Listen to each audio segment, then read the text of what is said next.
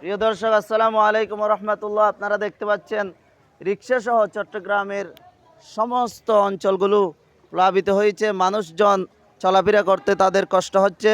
ভাই অনেক পানি হয়েছে, এখানে অনেক পানি হয়েছে।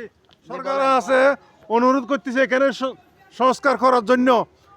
অনেক পানি হয়েছে, এখানে নালাগুলো সব ডুবে গেছে, বাড়িঘর সব ডুবে গেছে, বাড়িঘর সব ডুবে গেছে। সরকারের কাছে অনুরোধ করতেছি এখানে নজর দিবার জন্য। কাউন্সিলর মুবারক ভাই আপনি আসি দেখেন আমাদের পরিস্থিতি কিরকম হয়েছে। নাজিরপাড়া দাম্মপুকুরপাড় হিন্দুপাড়া সব ডুবে গেছে, সব ডুবে গেছে। তুলো ফ্যাক্টরি সব ডুবে গেছে। আপনি এসে একটু দেখেন। হ্যাঁ, আসসালামু আলাইকুম। তারা দেখতে পাচ্ছেন কমিশনার কাছে এবং নাজিরপাড়ার যিনি ওয়ার্ড মেম্বার রয়েছে তার কাছে তারা উদারতা আহ্বান জানিয়েছে।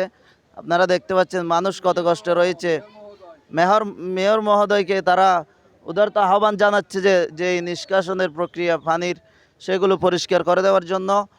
এখানে দেখতে পাচ্ছেন মানুষ মাছ ধরতেছে। ঘূর্ণিঝড় রেমালের প্রভাবে বাতাসের গতি অনেক, এখানে বিল্ডিংয়ের কারণে বাতাসের গতি তেমন অনুভূত হচ্ছে না, কিন্তু বাইরে কিন্তু বাতাসের গতি অনেক। এবং আপনারা জানেন ঘূর্ণিঝড় রেমাল আঘাত এনেছে, গত রাতেই ঘূর্ণিঝড় রেমাল আঘাত এনেছে বাংলাদেশের উপকূলীয় অঞ্চল দিয়ে এবং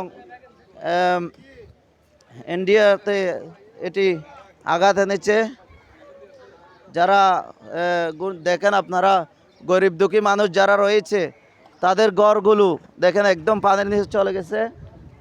এখানে দেখতে পাচ্ছেন মানুষের দুর্ভোগের কারণ সৃষ্টি হয়েছে পানির কারণে। তারা দুর্ভোগের কারণে তারা খানা পিনা ঠিক টাইমে পাচ্ছে না, তাদের গ্যাস নেই, তাদের বাড়িতে পানি নেই, গ্যাস নাই, ওয়াসার পানির ব্যবস্থা নেই।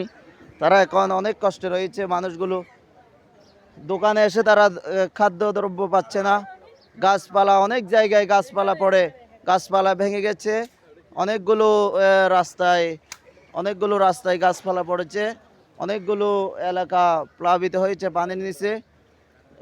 আপনারা দেখতে পাচ্ছেন মাননীয় প্রধানমন্ত্রীর কাছে তারা উদারতা আহ্বান জানিয়েছে যে তাদের এই কাজগুলো যাতে সম্পূর্ণ হয়, যাতে করে মানুষের দুর্ভোগগুলো মিটে যায়। দুর্ভোগগুলোকে তারা সরকারের কাছে দুর্ভোগের জন্য আহ্বান জানিয়েছে।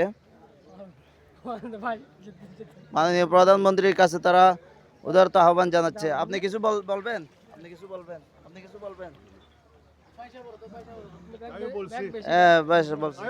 আপনি আর কিছু বলবেন না?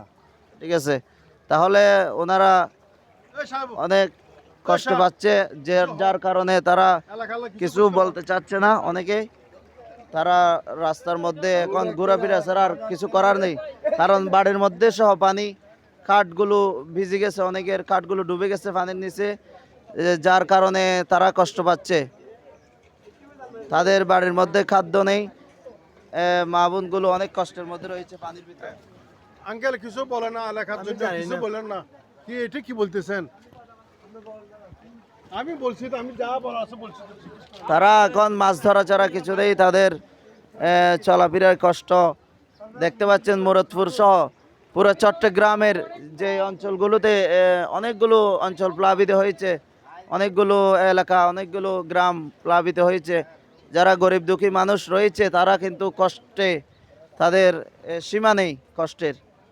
তারা খাদ্য পাচ্ছে না, তারা বস্ত্র পাচ্ছে না, সমস্ত জিনিসগুলো কাপড় চোপড় সবগুলো তাদের পানির নিচে চলে গেছে। যার কারণে তারা কষ্ট পাচ্ছে অনেকেই।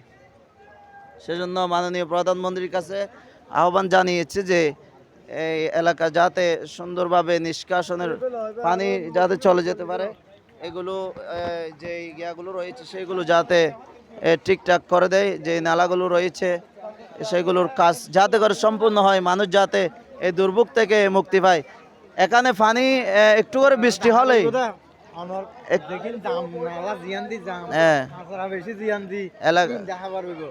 বলেন, আপনি কিছু বলবেন? হইতাম যার দেখি নালা গভীর গরম পড়িব, তারপর দেখি নালা পরিষ্কার করতে নোয়াইয়ের এই হতা। তারা বলতে চাচ্ছে নালা পরিষ্কার করে নাই, যার কারণে মানুষের এই দুর্ভোগগুলো সৃষ্টি হয়েছে।